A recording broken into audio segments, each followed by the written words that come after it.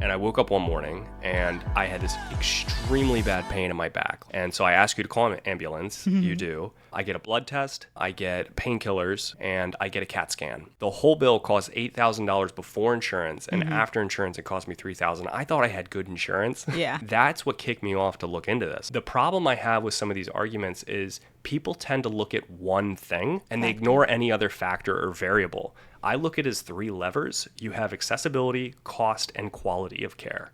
And it's impossible to turn any of those levers without also impacting the other two.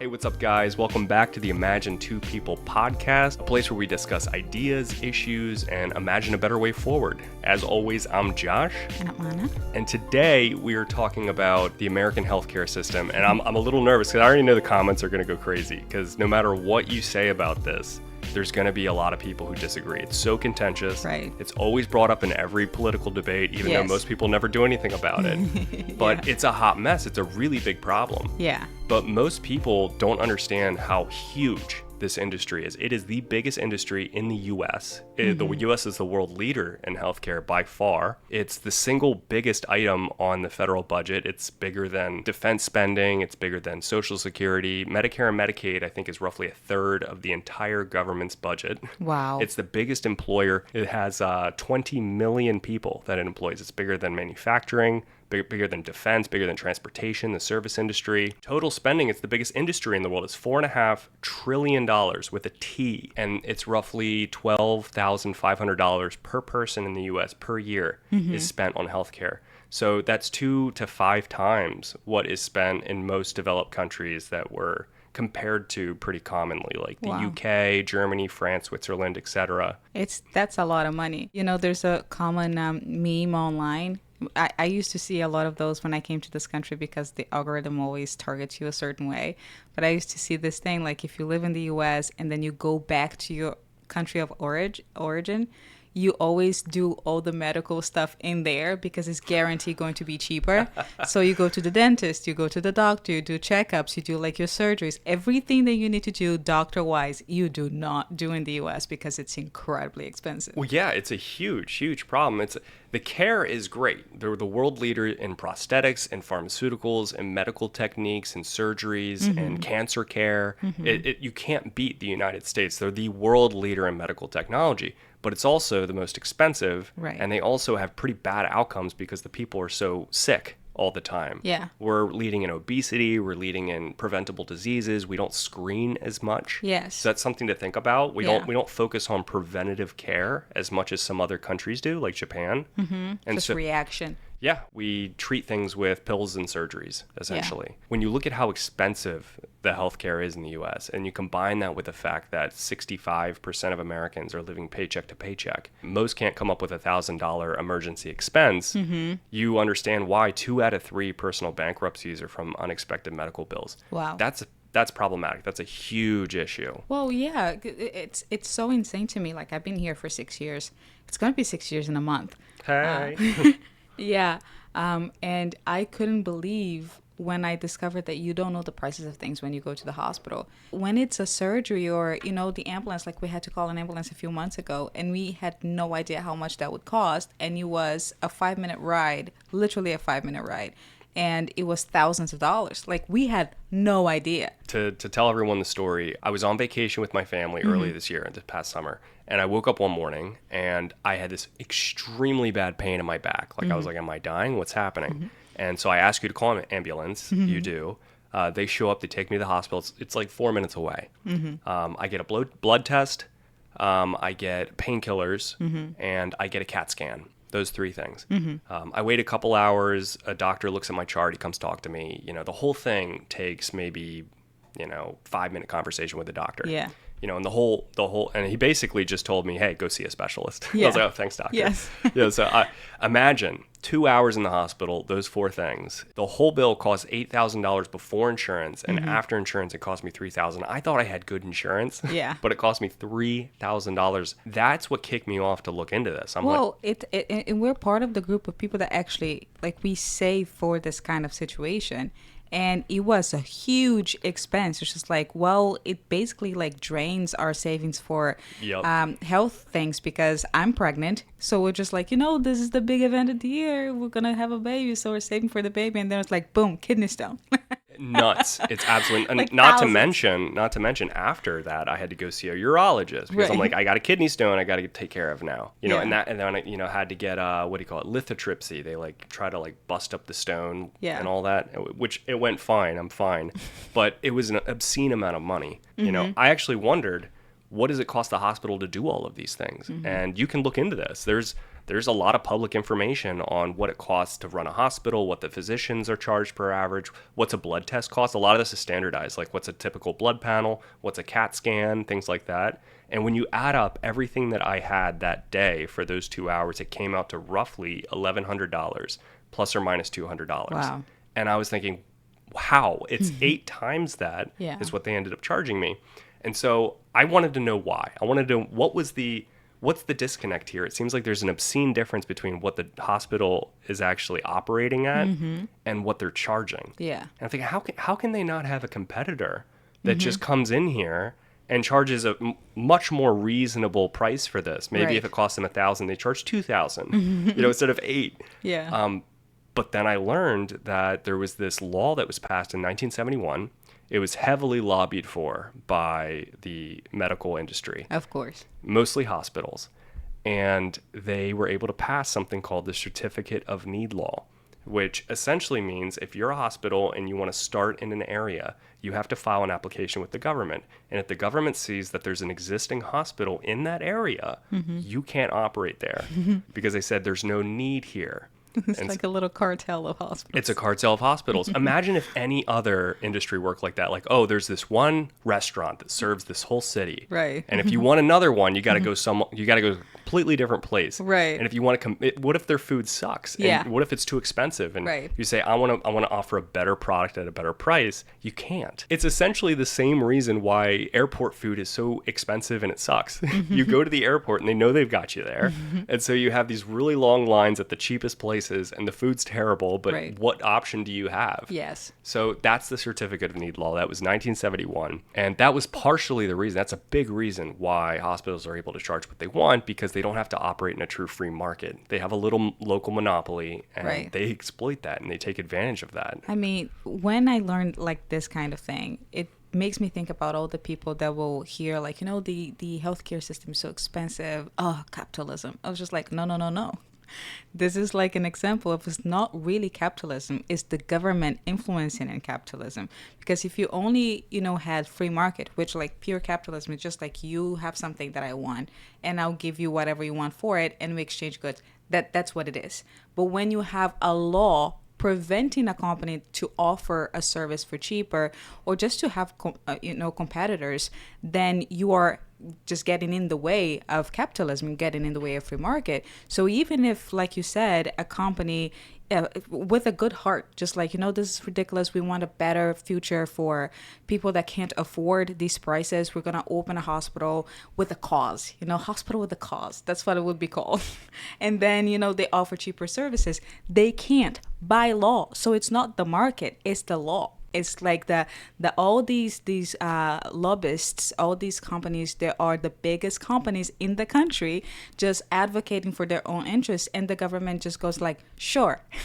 It's not about the market, it's not about the best for the people, it's about what's best for these companies. I have what did they even say? Like, what was their even explanation for this? Their public explanation was they were trying to prevent quote unquote redundancy of services. They thought that would drive up costs if there were too many hospitals in an area, and which makes no logical sense. If you have too many options, some of those are going to die, and then the ones that offer the best service at the best price are going to survive. Exactly. That's the way that every other industry works, whether it's automotive, you have a lot of different car options from people all over the world, whether it's your phone, right, whatever it is, computers, same thing, TV, same thing. Every year we get better phones, better TVs, better cars at lower prices. Right.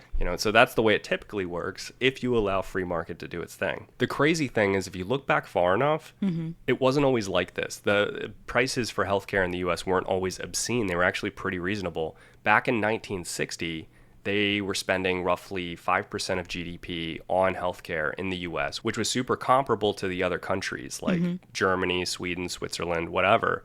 Plus or minus 1%. Everyone was roughly spending the same amount. And we actually have a friend, we know someone that has their original hospital bill from when they were born in 1960. The entire bill for their hospital birth was $110 before insurance. And after insurance, it was $10. Wow. Could you imagine spending $10 to get born? I can't pay $10 for an Uber to go to the hospital today. And adjusted for inflation today, in 2024 dollars, that would be about $1,100 before insurance and about $100 after insurance. Wow. So something happened where the cost of healthcare exploded 10x past the point of inflation, which means that didn't match the cost of services. Right. And you got to ask yourself, well, what happened since 1960? And of course, we talked about what happened in 1971. Before that, in 1965, there was Medicare and Medicaid came out for the first time. It was much more limited back then. It was only for people above 65 as it is today, and some people who were much lower than the poverty line and had huge medical bills.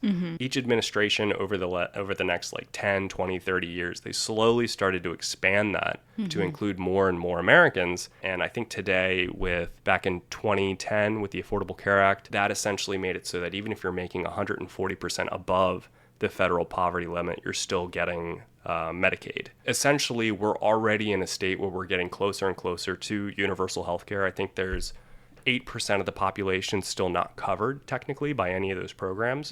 So there's 8% of people in the U.S. that are not insured by anybody. Yeah, I think it's roughly 8%. It's like 40 million Americans or something like that. It's either 20 or 40. Are they in that group because they don't know they can be part of? Yeah, there are some that don't know what their coverage is. There's some people who, even though they apply and they could get some of the coverages, they can't afford some of the copays that come with that. It's not like, oh, you qualify and everything gets paid for. Sometimes there's still copays. Sometimes the government is subsidizing a private option that you can get. And so you'll still be using a private option, but it's paid for by the government. But if you look at every country, like look at Germany, they're closer to universal healthcare. In Brazil, it's the same. Okay, yeah. And same in Canada, they have the single payer. So you have, and I think they are, for what you've told me, they are the same as in my country, which is you have the hospitals, and the hospitals have a budget from the government. So they're public hospitals. The people that work there, the doctors, they're all paid by the government. Every material, everything is paid by the government. But you also have private hospitals in these countries, and you can go to a private hospital either paying out of pocket or with private insurance options, which exist in Brazil. Just most people don't have it, but you can get a private option, and it's the same with these other countries, right? It depends on the country. I know in the U.S. there are still some public hospitals, like for the VA, and for some, I think, Native American tribes, you'll have essentially a government-operated hospital, and the staff are government employees. And the way you're describing in Brazil as well, they have a government option, and you have probably private hospitals as well, and you use private insurance for that. Right. Can you use private insurance for a government hospital in Brazil? You don't need to. Okay, so it's just, okay, got it. Yeah, it's a public, you go there, but the problem is it's so many people that sometimes either you don't have the option for what you actually need, like you need a specific surgery, they don't offer that. Or they can offer that, but you go on a waiting list, and it can take years. So what happens is if you are really in need of a specific surgery or a specific treatment or anything, and you go on this waiting list and they tell you like this can be 14 months, this can be 2-3 years until they call you, then you have the option of going to a private hospital and see how much it costs there.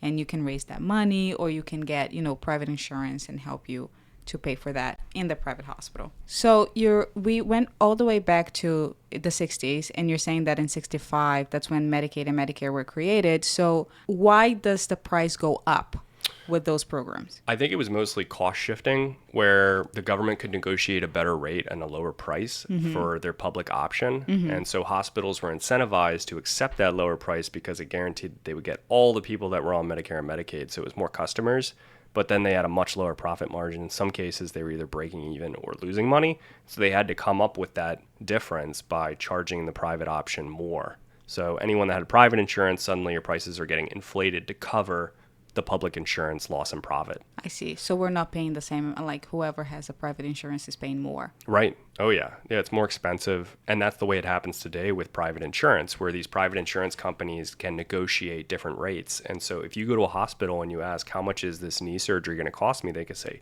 it depends on what insurance you have, because they got to look at what deal they have with your insurance and say, well, are you in a small insurance group? Are you a big one? Typically, the bigger and more patients that are in the insurance group, the more customers for the hospital. So there's more leverage to say, well, we would like a really good rate with this hospital, then we'll put you as a hospital on our preferred network list, which means and incentivize financially all of our patients in this network of insurers to go to your hospital. So it's a lot of potential customers for a hospital. And so they're willing to take a lower profit per patient because they're going to get more volume. I see. So you have that change in 65 with these programs. And then 6 years later, you have this law. The Certificate of Need law Right. that was lobbied in. That was just a disaster of legislation, in my opinion. I mean, you can look at today, and I didn't know this until I looked into it. There were certain states that repealed it, who actually got rid of it because they said this is anti-competitive, it's anti-free market, it's going to create monopolies, this is bad for people because they're not going to have more choices.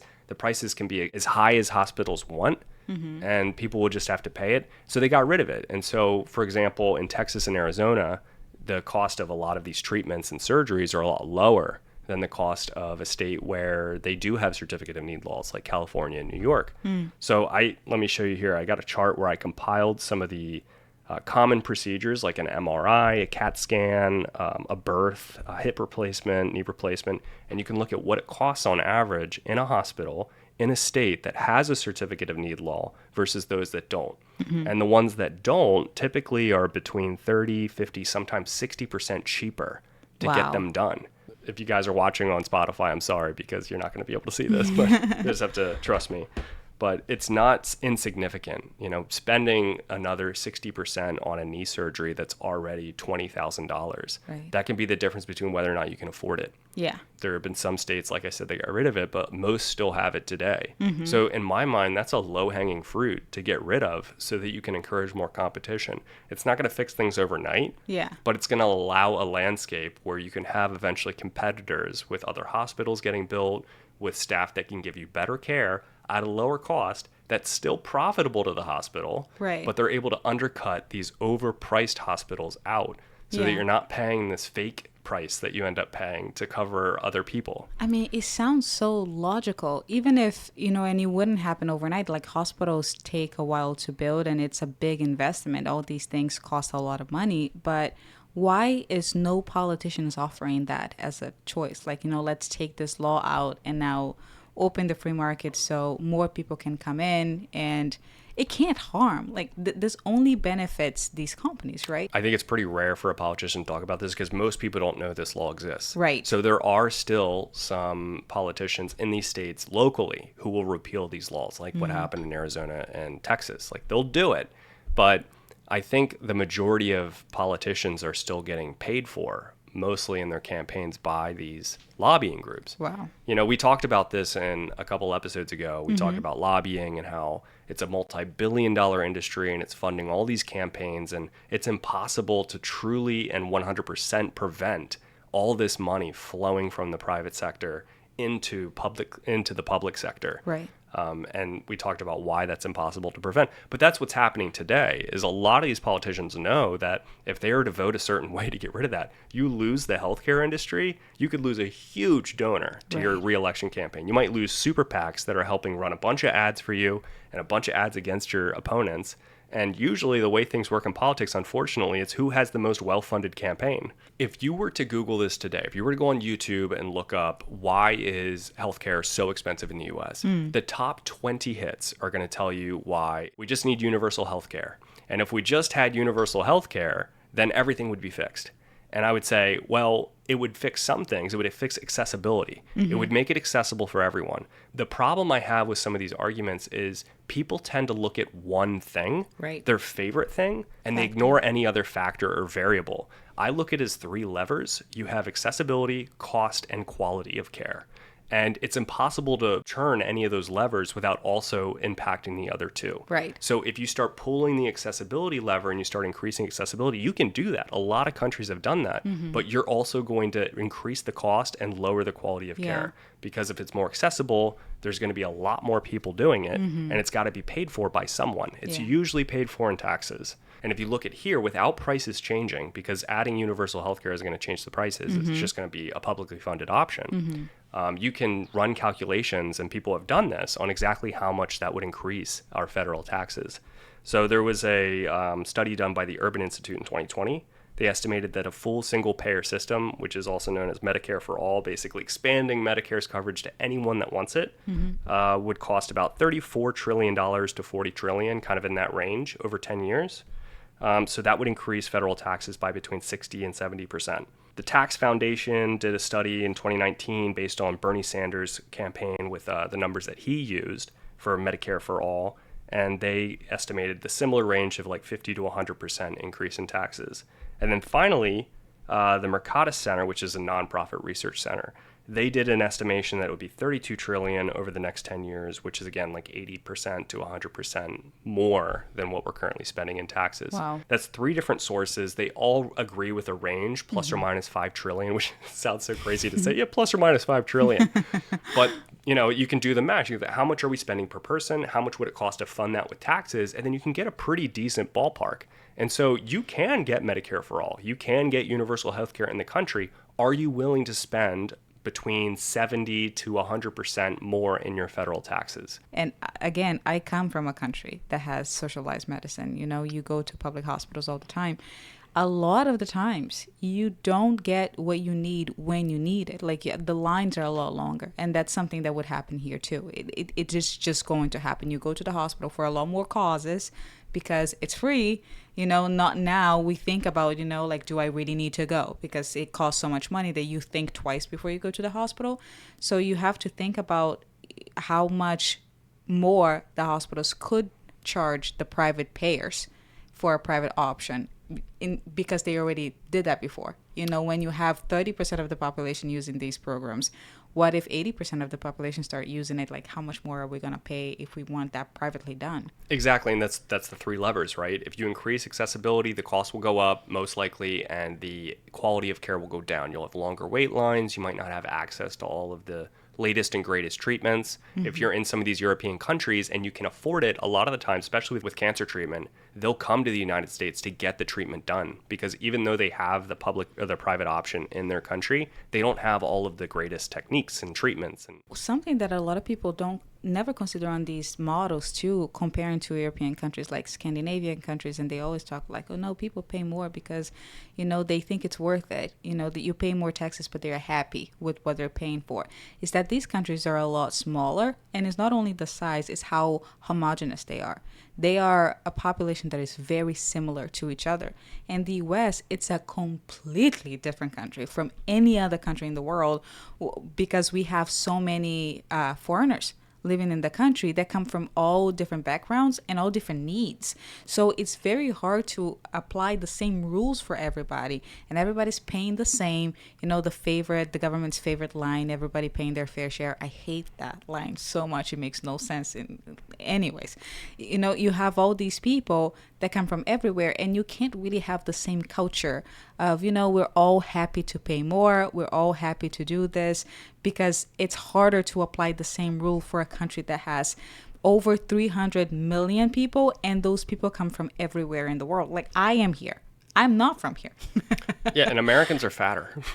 We're just so much fatter. You know what I mean? Like, it's almost embarrassing. You look at these Scandinavian countries, a lot of them are thinner, and Right. they have less problems. Right. So less medical care. So they are a homogenous group. Right. Like, they have the same eating habits. They have the same health habits. Like, we do not. It's a very, very different picture. So even if you had universal healthcare, willing to spend for it, it could end up costing more than it would cost in some of these other countries. So let's assume you're looking at some of these higher limits, maybe on those three studies we looked at, and maybe it's 100% of your federal taxes. For you and me personally, we couldn't afford to even live where we're living now. We would Yes. have to incredibly downsize. We'd be in an apartment. We'd probably have to sell our car and buy a beater. No more date night. Our entire lifestyle would completely change. Yeah. Even with all of those drawbacks, I can understand how someone would say, well, that's still a price I'm willing to pay to have the healthcare accessible to everyone, even though it's a lower quality of care, even though it's going to be expensive to everyone.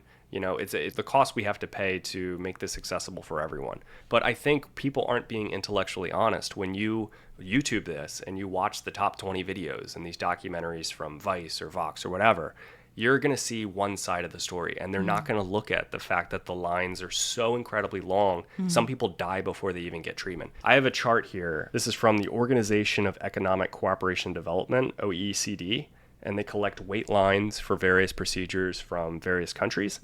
And so you have the US here using private insurance, what hip replacement, how long you're waiting. It's 2 to 4 weeks. In Canada, it's more like 4 to 9 months. Wow. And in UK, it's a little less, 3 to 6 months. And in Australia, 3 to 6 months.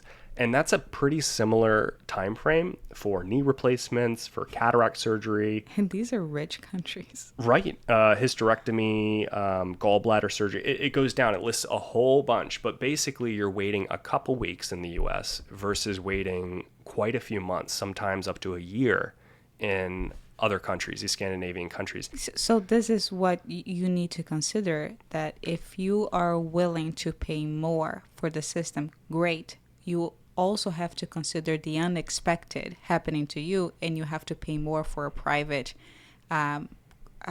surgery or procedure done. Like we didn't know that we were going to need a surgery last month, but we did, So if you're already spread thin because you're helping everybody, but you're not really being the one benefited for it, so you're sacrificing for others, it's what it is. It's compulsory charity. Like, it's making everybody's like, no, guys, we have to do this for good, which I'm not for that concept. I'm for charity. I'm for you helping your neighbors, you helping the people that you can, but I don't like the idea of forcing everybody to have the same vision as you, because that's just being a dictator. So let's say like you got your dreams come true and now everybody can use the system, but now you are in a position that you're paying so much more taxes, you're paying so much more, you can't really afford a private option anymore, but then you have something that needs to be done this week. That's something people don't talk about. There's a large percentage of the population that if you were to mandate universal health care now through taxes, they would be bumped out of whatever they're in and whatever socioeconomic level they're in. They would probably lose their private options because they couldn't afford it. And this isn't everyone, but there's a certain sliver of the population that could no longer afford their private option. Yeah. And they would have to use the system that they were forced to use, the public option, and they would get lower quality of care and less options. It's the Thomas Sowell thing. I love Thomas Sowell. There's no solutions. There's only trade-offs. Yes. Every time I do a deep dive into a topic, and this one almost killed me. There's so much into this. We're barely scratching the surface too. But every time I do a deep dive, I realize it's all trade-offs. It's what do you want and what do you prefer instead. And it's all those three levers. It's how many levers do you want to pull and how much do you want to pull them. Right now in the US, we have a hybrid between public and private. Most people have private health care through their through their employer. And the people that don't have the private option are, for the majority, covered by a public option through the Affordable Care Act and through Medicare and Medicaid.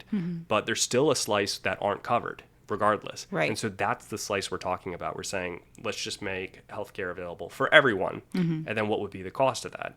And I think that's where the conversation's missing. It's saying, okay, if you want this is what's going to cost. Like, let's be real about this so we can talk about it. As everybody has to understand that whenever you play these games, if you're bringing people up, look at these people and they're not insured.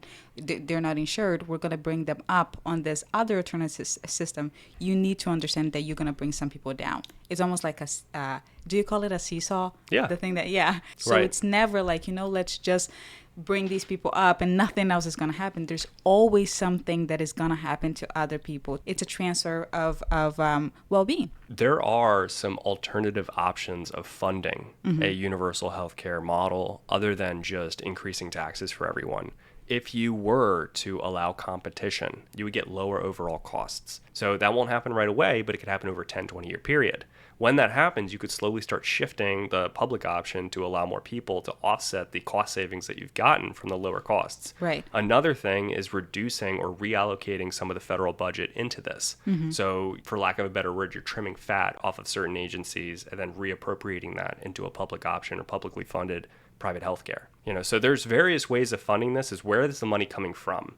Most countries just directly fund it through taxes. Yeah, it's the easiest way. It's the way that doesn't affect them at all. Right. It just affects the people. Yeah, I mean, the politicians, they're all going to have their private option anyway, right? It's just like the law, the certificate of need law. It could end tomorrow. It would hurt nobody but the companies that it benefits.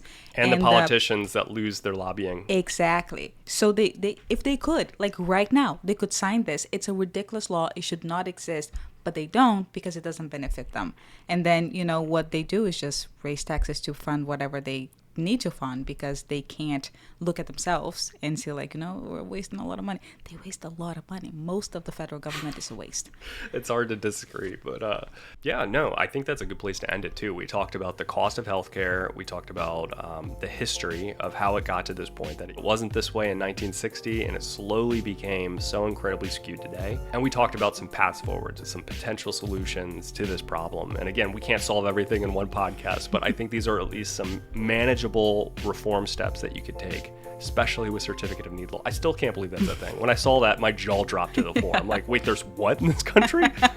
Anyway, thank you guys for listening and for watching. Let me know what I missed. Let me know if there's something I'm not considering, if there's something I was wrong about. Like, I really am open-minded. I want to know this. And I want it to be a conversation where we're challenging each other, because it's the only way we can get to the bottom of it. Anyway, thank you guys again for listening, and I'll see you guys in the next video. Bye. Bye.